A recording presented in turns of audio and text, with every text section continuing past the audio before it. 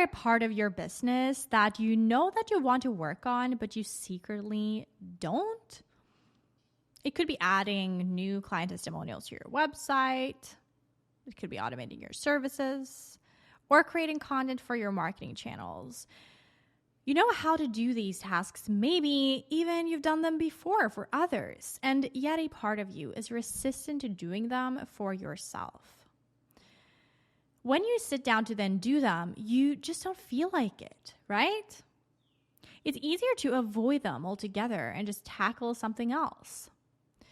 Why is it so hard to take action on some business tasks when you easily could complete the same tasks if someone hired you?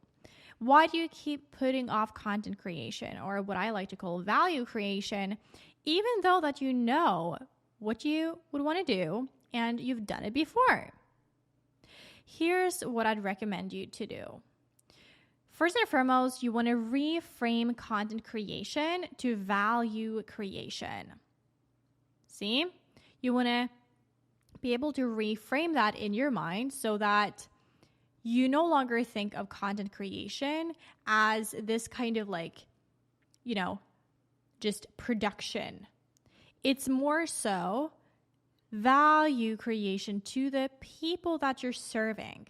So you are then more in touch with your heart then. See? Also, you want to work with the pictures in your mind. Whenever you say content, what is it that pops up in your mind? Because your subconscious mind is going to act on the pictures that you give it. For me, when I say content, nothing really comes up. Or what comes up is just a bunch of content on Instagram. And I just don't want to be that, right? Value, though, for me, something different comes up in my mind. It's like totally different image. It's connection. It's that kind of connection that is the byproduct of me giving value to someone else. It's smiles. I can see smiles. I can see just light, right? And so be aware of the terms that you're using, because that creates states within you, and those states are going to enact how it is that you behave. Furthermore, define what the shoulds are behind your value creation, or what you might call content creation.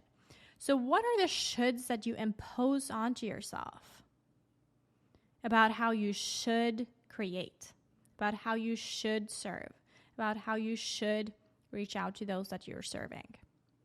Get clear on those shoulds, because those can give you an insight into where you're coming from.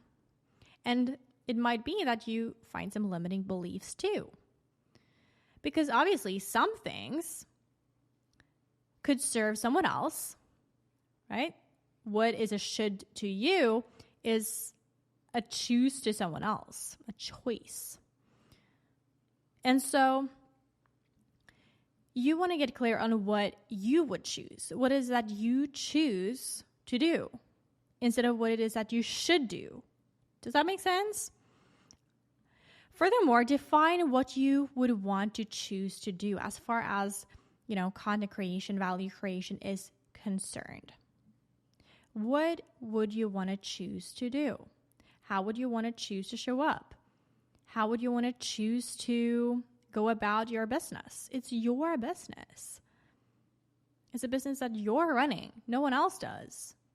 Maybe eventually, but not for now. Maybe where you're at. Maybe you've delegated some things. Maybe you've got a team even. But when you're a business owner, you get to choose how to structure it, how to show up to it, how to nurture it. It's like a plant. It's like a sunflower. And so are you, right? So there's a relationship between you and the business, and you get to choose how that relationship goes and what kind of way that you show up for it so that the business can then show up for you too. It's very interesting like that. Also, who are you serving? It really helps to have a why and a who. If you don't have a who, how are you going to have a why? I find that the why comes way more easily when you know who you are serving, who you're showing up for, who you're creating for. What is their problem? Get clear on what their problem is, because within that problem, there's an opportunity for a solution. Within a problem, there's always going to be a duality, a different side of the coin. There's going to be a solution. And it's not about, oh, okay, that's the problem. Here's the solution. I know it straight out of the gate. No, you actually see the problem first. You might have a strong conviction that this is a problem. You might have personal experience that this is a problem. You might have done research on it that this is a problem. And that empowers you to then get courageous and seek out different ways to figure out what the solution is. And then you create something that then might add some value. Doesn't need to solve the whole problem. In fact, that is a delusion. That is an illusion. You just create something that can add value. And then over time, you'll figure out what the whole solution is. But no solution is ever going to solve all problems, ever. Because once one problem is solved, another problem will occur after that, because that is how we expand our consciousness and how we grow. Does that make sense? So I would encourage you to really, truly just leave behind the mindset that you're going to fix all problems in this world. Okay? Rather focus on how can I add value to this specific person, this specific audience, this specific group of people, right? From a place of love, wholehearted love. Also, consider this. Is deep work and flow necessary for you? If deep work is necessary for you, if flow comes to you when you are engaged in something for a while, then I would encourage you to batch record and batch create. Meaning that you just create from back to back. For me, that's how it works. It works like that for me. It's harder for me to just sit down and give myself 15 minutes and then just pop out some meaningful creation and then do that every single day. For me, I'm very flowy, very feminine in my approach. I was way more masculine when I was really stuck in perfectionism, when I just like forced myself to sit down and do the work, you know? For me now, it's way more flowy, but it's still structured. So I'm able to then have the empowerment to batch record. So I have lots of value to give, and I can then plot that into the value calendar of mine, right? And then other days I might want to read. Other days I might want to go to the beach. Other days I might want to go into the forest.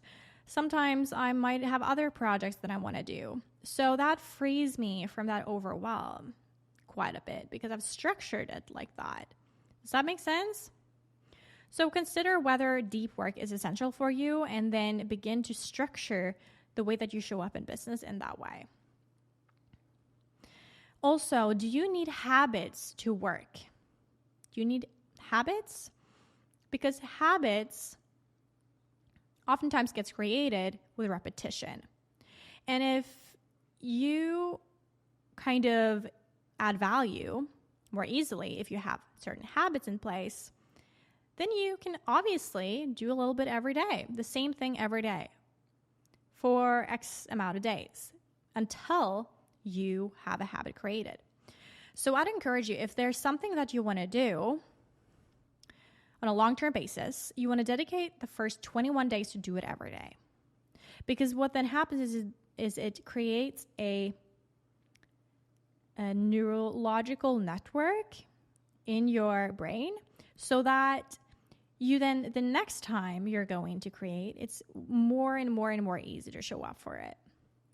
So having that commitment in the beginning is essential. And then once you have that in place, after, let's say, 3 months of that, it's going to be way harder for you to let go of that. It's just like brushing your teeth. It's just like doing whatever you're doing on a daily basis every single day. You would find it tough to stop doing it. I literally can give you an example of me having done yoga every single morning for 4 years. I find it nearly, frustrating, or like it's tough for me not to do it, right? For me to do something else in the morning, because it's become a pattern of being, and there are certain hormones that are released when I engage in them.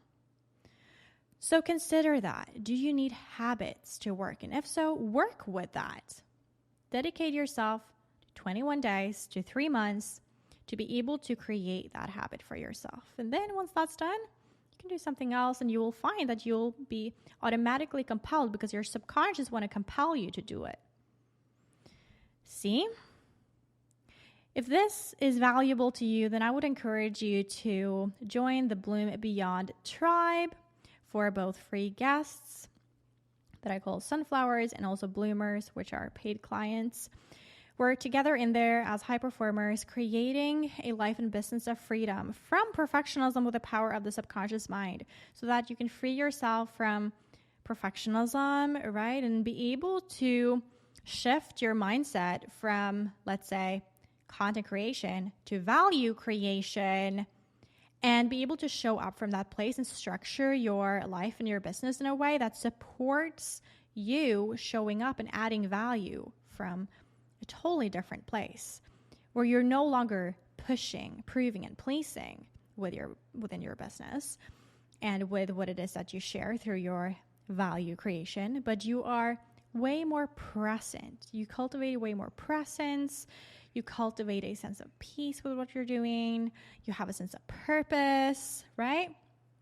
All of this and more, we will definitely, be able to serve you within the Bloom Beyond tribe. And also, you get to explore paid programs, whether you want to be part of that for longer term commitments as well, right? It's free to join 1 a month for free in the Bloom Beyond tribe, and then you can obviously extend through joining the paid programs, for instance, Bloom Beyond Perfectionism and Bloom Beyond Mastermind and such. All right. Have a good one, and stay bright, brave, and balanced.